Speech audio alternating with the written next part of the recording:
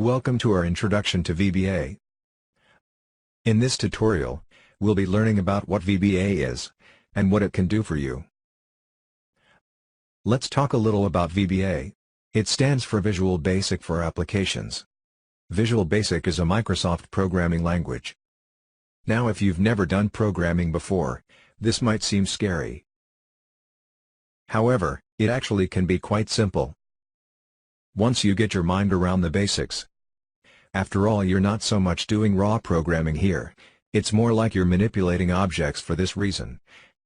BASIC was developed back in the 1960s, as a learning tool for programmers. In the 1990s Microsoft released the first Visual Basic for Windows applications. Today VBA doesn't have much in common with BASIC, but BASIC is indeed the foundation on which VBA was built. Why VBA? If you have 1,000 jobs in SOLIDWORKS, but some of them you do every day, or some of them every week, or some of them every month, reported as an excellent example, then you absolutely must learn how to program.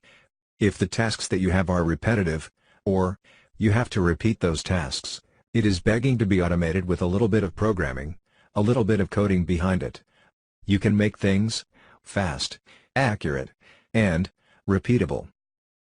Today, we're going to begin by selecting Tools, from the main menu, then, Macros, and SOLIDWORKS prompts me to save the file, and we're now in the VBA environment.